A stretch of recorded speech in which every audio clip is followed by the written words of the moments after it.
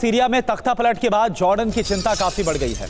Jordan को Syria बनने का डर अब सता रहा है। जॉर्डन में सरकार के खिलाफ विद्रोह की आशंका बढ़ती हुई नजर आ रही। तो देखिए, जो कुछ सीरिया में हुआ, अब कुछ वैसा ही जॉर्डन की सरकार को नजर आ रहा है कि लोगों के भीतर जो गुस्सा है वो सरकार के खिलाफ बढ़ सकता है और वहां पर भी सीरिया वाले हालात बन सकते हैं अलग अलग गुटों की तरफ से।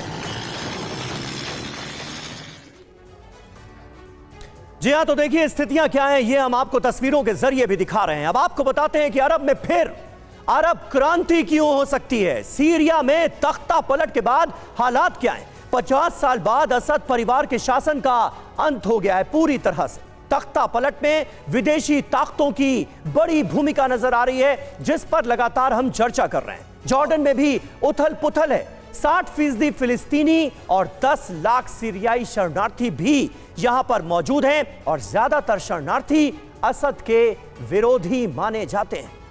और देखिए, अब सरकार विरोधी कई संगठन वहां पर सक्रिय, जैसा हमने आपको बताया, और यही वजह है कि जॉर्डन में भी कुछ वैसा ही खौफ है। इसके अलावा ईरान की बात करें, यहां पर भी विरोध प्रदर्शन तेज हो रहा है। सरकार के कई फैसलों का विरोध ईरान में भी हो रहा है। मॉरल पुलिस की कार्रवाई से ईरान के लोगों में काफी नाराजगी है। हिजाब कानून के खिलाफ महिलाओं का प्रोटेस्ट काफी ज्यादा तेज हो गया है। तो देखिए, जॉर्डन में भी कुछ ऐसा ही खतरा सता रहा है जो कुछ सीरिया में हुआ, और दूसरी तरफ ईरान में भी अब जो लोग हैं वो मौजूदा सरकार के खिलाफ आवाज को बुलंद कर सकते हैं, ये कहा जा रहा है। अब आपको बताते हैं जॉर्डन को आखिर क्यों सता रहा है सीरिया बनने का डर। इसे और तफसील के साथ आप समझिए। जॉर्डन की सीमा सीरिया, इराक, इजराइल के साथ लगती है। 1.25 करोड़ की आबादी में 60% फिलिस्तीनी और 10 लाख सीरियाई शरणार्थी है। जी हाँ, 10 लाख इराकी शरणार्थी भी चिंता की बड़ी वजह है। जॉर्डन में ज्यादातर शरणार्थी असद विरोधी माने जाते हैं। सीरिया की सरकार के कई जासूस भी यहां पर सक्रिय हैं। असद सरकार के अच्छे संबंध नहीं रहे। असद सरकार ने कृषि उत्पाद, पानी देने से सीधे तौर पर इनकार कर दिया था। इस वजह से भी संबंधों में खराबी आई थी। इजराइल से खराब संबंध भी चिंता की वजह रहे। असद के समर्थकों से विद्रोही ताकतों को मदद मिलने की भी आशंका है। कर्नल राठौर, अरब क्रांति 2025 की हेडलाइन बन सकती है क्या? क्या इसके आसार नजर आ रहे हैं? सीरिया में तो जमीन की बंदरबाट तमाम बड़े बड़े मुल्कों के बीच नजर आ ही रही है। फिलहाल जो स्थितियां हैं वो तो बद से बदतर होती देख ही रहे हैं। देखिए, अभी सीरिया का जो हश्र हुआ है, इसके बाद किसका नंबर आ सकता है वो जॉर्डन मेरे ख्याल से नहीं है। इसके अंदर जो सबसे बड़ी चीज़ है कि जिसका इंटरेस्ट है वो आता है ईरान। ईरान के ऊपर सारी ताकतें अब फोकस करेंगी, क्योंकि ईरान यहाँ पर अभी अलग पड़ता हुआ नज़र आ रहा है। पूरे मिडिल ईस्ट की लड़ाई में से ईरान निकल चुका है और यही एक टाइम वो समझेंगे कि ईरान में रिजीम चेंज हो सकता है।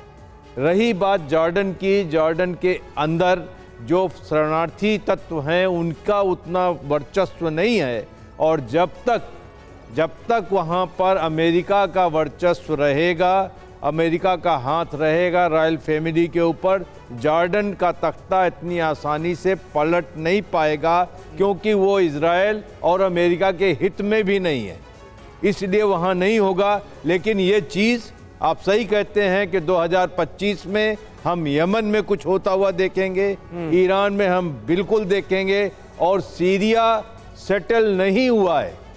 सीरिया के अंदर ये पावर स्ट्रगल चलती रहेगी, ये वायलेंट एक्शन चलते रहेंगे पूरा 2025 तक। आप क्या ये कहने की कोशिश कर रहे हैं कि अमेरिका ने जिस तरह से इस विद्रोह को हवा दी, असल निशाना ईरान था? निशान ईरान है। ये एक ग्रेजुअल एस्केलेशन के थ्रू ईरान तक पहुंचने की कोशिश है। अब आप देखें कि ईरान अलग थलग पड़ चुका है। ईरान के ऊपर अटैक किए जा चुके हैं। ईरान के अंदर में हवा दी जा रही है कि आंतरिक विद्रोह शुरू हो, और ताकि, क्योंकि ईरान की सबसे बड़ी चीज़ क्या है? ईरान की सबसे बड़ी चीज़ है डिस्टेंस। ईरान की सबसे बड़ी चीज़ है बीच में समुद्र का होना। ये सारी चीज़ों से ईरान में डायरेक्टली नहीं पहुंचा जा सकता। इसलिए वहां पर आंतरिक विद्रोह का फैक्टर। और सर सवाल यह भी है कि जिस तरह से हमने देखा जो रूसी सैनिक हैं जो लगातार सपोर्ट में खड़े थे असद सेना के साथ, वो वहां से भाग निकले, तो ईरान आखिर कितना ज्यादा विश्वास कर सकता है अगर उसके खिलाफ हालात बनते हुए नजर आते हैं। इन सब के बीच एक और बड़ी खबर, सीरिया युद्ध पर एक और बड़ी खबर आपको बता दें, इराक ने भी जंग की तैयारी शुरू कर दी है।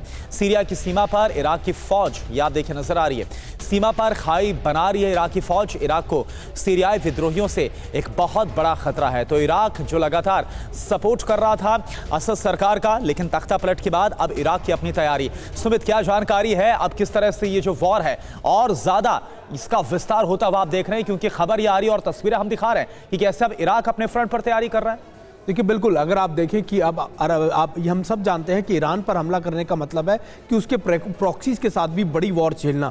और वो कौन से प्रॉक्सीज थे? वो थे सीरिया में एक्टिव, वो थे इराक में एक्टिव, और अब इराक को लगने लग गया है कि जैसे ही इजरायली फोर्सेस अपना ऑपरेशन लगभग कंप्लीट करेगी, अपने इन इलाकों को कैप्चर करेगी, उसके बाद उनका रुख होगा सीधे इराक की तरफ। और यही वजह है ट्रेंचेस खोदी जा रही है। और ये भी उनको अंदाजा है कि शायद रिबेलियन ग्रुप्स का इस्तेमाल कर भी इजराइल उनके इलाकों पर अटैक कर सके, उनकी आर्मी के साथ कन्फ्रंटेशन कर सके। और मुझे लगता है कि जब तक वो सीरिया को, इराक को पूरी तरीके से आप कह सकते हैं वीक नहीं कर देंगे, तब तक वो ईरान के ऊपर जाकर हमला नहीं करेंगे। क्योंकि ये बहुत एक तो ईरान की आप कह सकते हैं कि उसकी जो लोकेशन है वो ऐसी इंपॉर्टेंट है, उसके साथ उसके प्रॉक्सीज का खड़ा होना बहुत ज्यादा इंपॉर्टेंट है। और यही वजह है कि उसकी ताकत को जब तक कम नहीं किया जाएगा तब तक इजराइल उस पर अटैक नहीं करेगा। और आप देखेंगे स्टेज बाय स्टेज इजराइल यही करता नजर आ रहा है। बिल्कुल। और देखिए इस बीच एक अहम खबर भी आ रही है, सीरिया में असद की सेना के पूर्व जवानों ने विद्रोहियों को चुनौती दी है, विद्रोहियों से जंग लड़ने का ऐलान कर दिया है। लेबनान बॉर्डर के पास पहाड़ियों में पूर्व जवानों ने अपना ठिकाना बनाया हुआ है। आत्मघाती हमलावरों की फौज होने का दावा कैसे किया जा रहा है ये देखिए। धोखा करने वालों को सजा देने की बात कही जा रही है। معركة بدون اطلاق نار، انا هذا التشبيه اللي بشبهه